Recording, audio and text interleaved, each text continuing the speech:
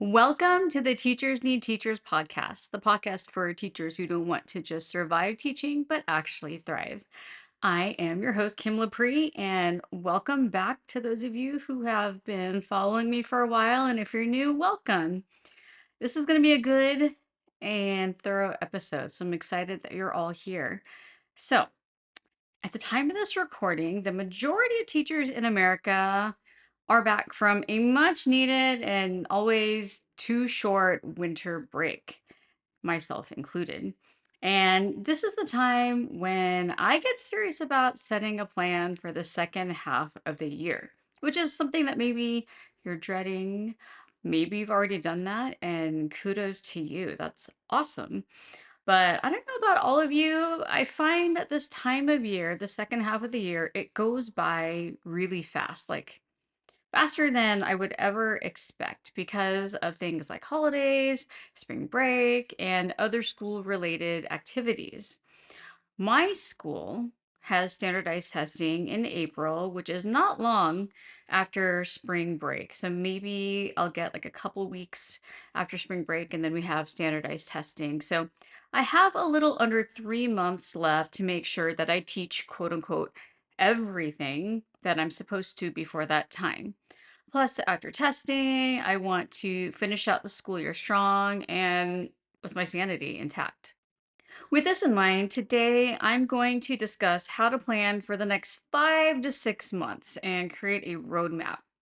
And this is not about writing daily lesson plans. This is just a bird's eye view. And this helps to ensure that you can still get pretty much everything in that you were supposed to teach, but never got around to, plus everything that you still have to teach. So playing catch up while not getting too far behind. But we also want to be realistic about what our students can and cannot finish or accomplish in this half of the year. So we're not trying to do some Herculean feat. We're trying to make a plan and be really purposeful so that we can accomplish as much as possible. And again, the goal isn't to plan every single day, and we might not even solidly plan every week at this point. We just want to see what it is that we need to do to get from point A to point B and feel relatively successful. But before we dive into this, could you please do me a favor? And if you can, wherever you're listening or watching this episode, it kind of depends on the platform. Could you hit the like button, subscribe, and leave a comment because it really helps out my channel and this podcast. And honestly, it encourages me to keep spending the many hours planning, recording, and editing these episodes. And so from the bottom of my heart, I really, really appreciate it. And I appreciate all of your support.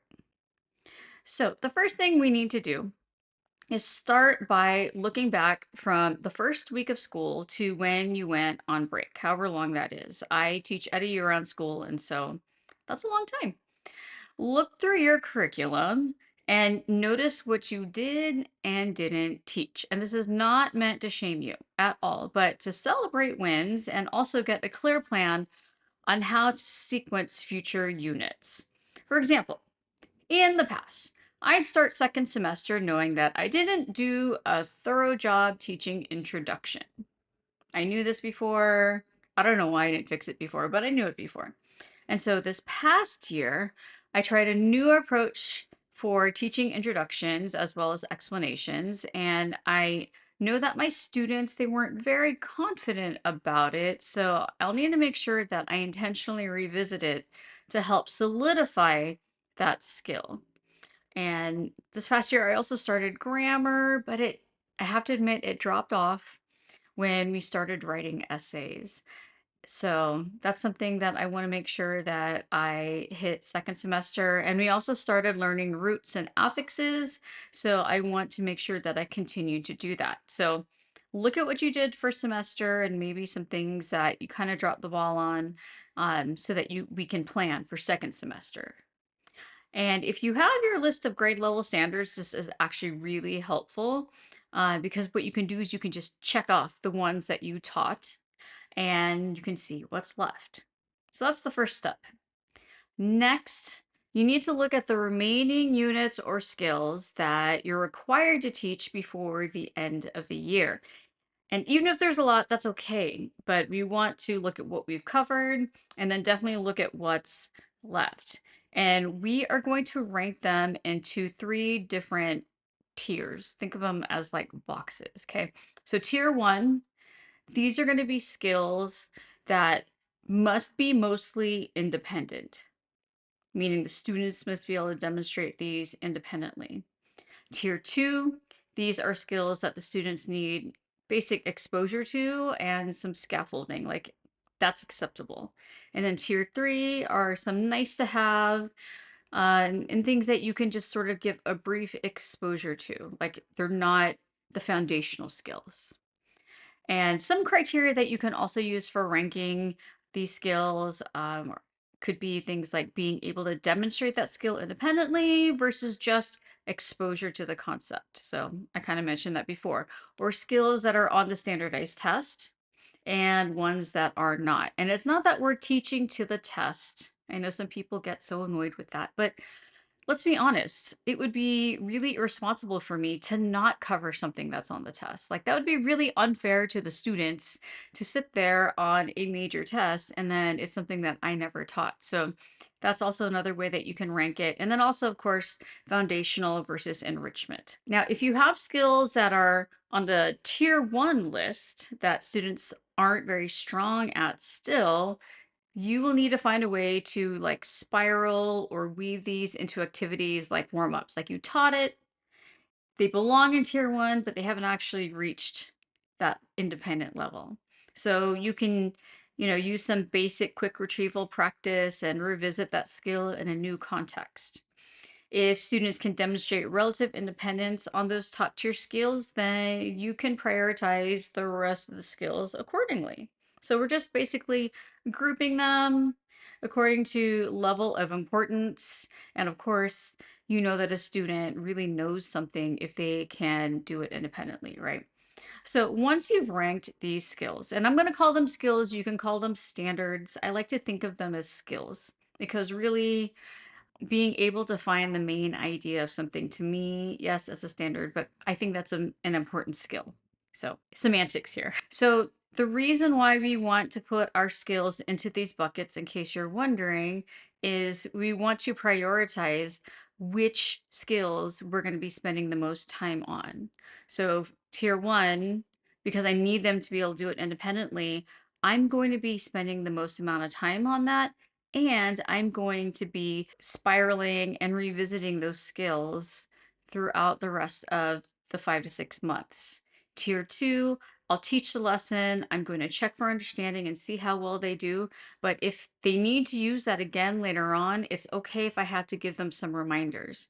And then tier three are things that are in my curriculum that I need to teach, or they're, on the list of state standards and I have to cover it. But honestly, I just don't think it's as important as the skills in tiers one and two. Once you've ranked them, now you have to decide what's considered good enough for each tier, almost like a rubric. This is key because you can't allow yourself to get stuck on any one thing because time is of the essence. So, for example, maybe for you, you can move on once a certain percentage of students can use that skill or knowledge independently, with maybe just a few of them needing scaffolding. And then maybe that's considered good enough. Or maybe students can at least do XYZ, even if it's not fully at grade level. And in my mind, I'm thinking writing. Then you can occasionally like review it and then move on to the next skill on the list. So if my students can do this baseline of writing, maybe it's not what I expect for seventh grade. Maybe for me, that's going to be good enough for now because I need to move on to the next skill and to the next tiers. Now, if you have a preset curriculum, meaning that you have to teach all of these lessons in a set order, what's going to happen is you're going to look at the skills for each lesson, and that's going to determine how much time you spend on each, depending on which tier that skill belongs to.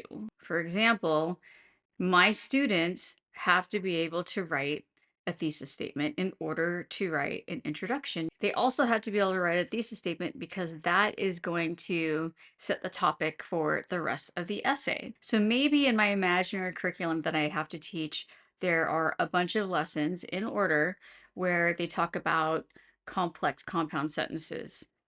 And then next comes thesis statement. Well, even though I have to teach this compound complex sentences in this order because that's what my admin requires, I'm going to spend very little time on that because I'm going to need to spend at least several class periods on thesis statement. So apply that to your particular subject where just some things you're going to mention it. Yes, it's important, but you have bigger fish to fry later on. So, going back to my writing example, my students needed a lot of scaffolds to write an introduction that had an effective hook and flowed to the thesis statement. Introductions are really hard in general, especially for middle school. But my goal is to have them be able to do that without any graphic organizers or any kind of reminders from me. So my plan is to do a short refresher on it before we write our next essay. So the next step is you need to pull up your school calendar. And this is really important because you need to see exactly how many weeks or even class days you have left, and especially within each month. I'm going to be saying class days because it actually depends on how often you meet with the students. Some of you see those students every day. You have like maybe periods 1 through 6 every single day, or maybe you're an elementary school teacher and you see the kids every day. And if you're like me, then you see the students every other day because you have a block schedule or some kind of variation of that. So, when looking at the calendar, you want to consider things like 3 or 4 day weekends, holidays like the President's Day weekend, spring break, planned field trips, standardized testing, school events like assemblies, performances, spirit weeks. Those those are disruptive. Days that you know you'll be gone because sometimes we have to go to a doctor's appointment and they only have it on a weekday in the middle of the day.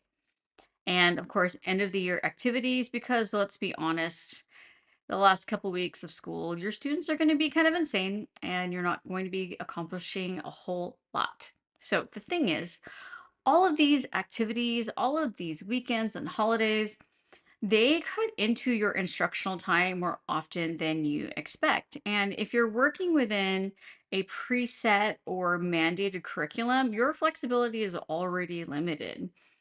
I mean, maybe you teach math and you have to get to a certain skill before standardized testing because you know that it's always on the test.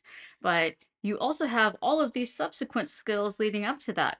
Your pacing will depend on the ranked list of skills because you want to obviously spend a little more time on the top high priority ones and then briefly mention the others, but you also want to plan around these days that you know when students are going to be predictably unfocused or when you are not going to be in school. Because it's generally not a good idea to have the most important lessons fall right before what I call an interrupter, like a break or on a day when there's a fun school activity. That time spent will be wasted because the students won't be able to focus and will inevitably forget what you taught them. That, of course, will result in you having to take up more time reteaching it rather than moving on to the next skill. So, we want to plan these intentionally. And once I figured this out, it was such a game changer for me in terms of my pacing and the effectiveness of my lessons. So, how do you plan for these types of days? Well, you basically make sure that, like, the meat of the lesson, the really big ones, the tier 1 skills, those fall 1 to 2 days before the interrupter, so that on the actual interrupter day, students can do like group or independent work, practicing or applying that skill. Or maybe you're just adding to that skill on those other days by like maybe layering more difficulty, but the main lesson happened at least a couple days before the interrupter. So let's talk about days when you'll be absent, for example. Ideally, that major lesson is taught 2 class days prior. And that's going to be better because you'll have time to clear up any kind of confusion or misconceptions about the skill that a substitute might not be able to help with. For lessons leading up to a break, teaching a major lesson 2 to 3 class periods prior is better so that you have time to have the students practice, since, during that week before a break, their brains aren't going to hold a whole lot of information. So their minds are thinking about taking time off. So if you teach that major lesson earlier in the week, then the rest of the week you can incorporate activities with a lower cognitive load like reteaching and practice. And then when you return from break, you can just quickly review during warm-ups and start up with the next major skill or whatever's next in your curriculum. When there is a planned school activity, teaching the lesson 1 day prior is fine because you can quickly review and practice the next class after. But again, the more lead time you have before an interrupter day, the more likely your students are going to retain that information. So, what about the last month of school? Like, usually after standardized testing, it depends on what grade you teach. So, at the elementary level, you'll likely still have some skills left to teach, plus a lot of school related activities. For the upper grades, middle and high school, if you have finals or maybe an end of course exam, then during that last month, how you can plan is you can spend maybe 3 weeks teaching the last skills and then a week reviewing and studying for that final. Or, you can adjust that timing, but basically, you're going to try to squeeze everything in that you didn't get to and then review for the final. Either way, the last month of school can go by very fast, and you really have to balance keeping the kids from bouncing off the walls while also still teaching. And I know that a lot of teachers like to do projects at the end of the year so that students are doing something both educational and engaging. And the purpose of that is so that there's also like less direct teaching because teachers are like burnt out at that point. And also because if students are doing something that we perceive as being fun, like a project, then they're less likely to become a behavior problem. So, if that's more up your alley, then be sure to plan enough time for students to actually do the project without giving them too much time. And then they just start goofing off and you're just babysitting. I think we've all experienced that where we planned 2 weeks for a project and it took them one, and it either messed up our pacing, so we had to move on early, or we just sort of kept those project days built in and things just kind of got out of control. Also, if you're going to have students present these projects, then you also have to build in time for that. Okay, so now that you've looked at the calendar and determined what needs to be taught, it's time to loosely map out 1 to 2 weeks at a time. Loosely, meaning this particular week, do unit 10, things like that. No, I didn't say plan each week. We're just mapping it out so that we can see where everything has to fall in order to reach the finish line. So, unless you like planning every day, that's fine. If you like planning every week this far in advance, that's fine. But for me, it can be overwhelming. Plus, honestly, every time I try to plan out more than a month's worth of lessons, I either finish too fast or I run out of time. Like I plan too much and I run out of time. Even after 24 years of teaching, I find that if I want to ensure that students have the opportunity to actually learn and apply what I'm teaching them, I have to be willing to be fluid about my daily plans. That's why when a student comes up to me and says, I'm going to be out on Thursday, what will we be doing in class that day? I just always tell them that it depends on how long it took us to finish the previous lesson. And so they should just check Google Classroom for the agenda. I mean, maybe you think it's crazy to not have a definite plan for every day of a particular week. I know some of you are really meticulous about planning each day, but I can tell you, for me, at the end of each class period and school day, I look at where we left off and I reflect on how my students actually did. And that determines if I need to do a quick check for understanding. Sometimes I have to reteach it, or I can just move on. And that's why I'm not very rigid about what happens on each day. I have a whole unit planned at a time. I have an approximate amount of time that I think it's going to take. And then I just proceed based on the needs of the students. Because sometimes I think they have a skill down, and then when they're actually required to use it, I see a lot of mistakes. So I have to stop whatever group or independent work that they're doing and do a quick review. So intentionally giving myself grace and flexibility, it keeps me from getting too anxious about our progress. Okay, so at this point, you looked at the calendar, you mapped everything out, and you feel overwhelmed or defeated by how much is left to do in such a little amount of time.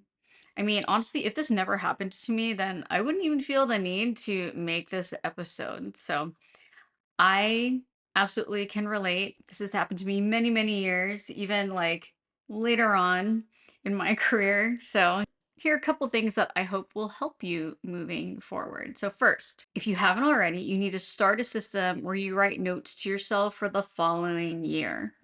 I started doing this, but it actually took me a while to actually do it, and I don't know why I didn't. I thought I had a great memory. So I'll write things down like must thoroughly teach theme by January or something like that. So if you leave notes for your future self who's planning, then that'll make it so that you don't get to this point of the year and you're really behind. Or maybe I will write something like mood and tone worksheet sucks. Find a new one. That way, I don't want to think about it right now because I need to move on. But next year, when I'm planning to teach mood and tone, I'll make sure that I look at the worksheet and find one that will actually be more effective and support my lessons. Or I remember writing narrative essay needs to take 3 weeks instead of two. That way, when I'm figuring out my pacing for the following year, I can look back and make adjustments and plan accordingly. It's even more helpful if you're actually taking notes as you go. So, like right now, as you're planning for the rest of the year and you see what you haven't taught yet, like maybe in ways that you're behind or things that you need to reteach, write that all down now so that in the beginning of the next year you can plan for it. But it's even more powerful if you're writing it as you go. As you finish a lesson, as you finish a unit, you can say, that didn't work. You need to do something better next year. For example, since this is the first time that I tried my new way of teaching introductions and explanations, I made sure to make notes for myself how I want to tweak it for next year so that when I'm planning and looking at my materials, I know that I need to fix certain things and I also need to tweak a few things in my instructional videos that I use. And this makes it so that I don't just keep teaching it in an ineffective way year after year. Next, if you're feeling overwhelmed, remember to focus on what you can control for the next 5 to 6 months. We can't fix what we didn't teach in the past, obviously. So now we just have to focus on what we can do moving forward and try not to allow that to get us to feel bad about ourselves as teachers. I mean, you may find that you only have time to cover everything and it might not stick with the students. They may not fully absorb everything. That's fine. There will always be years like that, even for veteran teachers. Sometimes things that we thought would take 1 to 2 class periods take longer for a variety of reasons that we didn't expect, like a fire drill we forgot about, or surprise admin observation, things like that. So when it starts to feel like this for me, and I start to have like these spiraling thoughts about whether I'm a good teacher or whatever, I just refocus and approach it as if I'm cleaning out a really messy room or garage or closet or even when you're moving. You know that feeling when you're packing up, you know that you have to take everything out and look at the sheer amount of stuff that you have and you're like dreading having to deal with it, right? That's how sometimes I feel about like all the things that I still need to do for the rest of the year and how little I feel like I've accomplished. But you know that you have to deal with it. Like, you have to pack those boxes and you have to put things away or throw them away, right? So at this point, all you can do is just start like attacking one skill, one unit, one thing at a time, like packing one box at a time, and moving on to the next when that's done. And if you run out of time, just like when you're packing to move, like, oh, the movers are coming today and you still have things that you need to pack, you just shove everything into a box and you'll sort it out later. AKA, if you're down to the last month of school, if you're in May and you still have 5 skills to teach in 2 weeks, you're just going to briefly cover whatever is left to teach as quick as you can.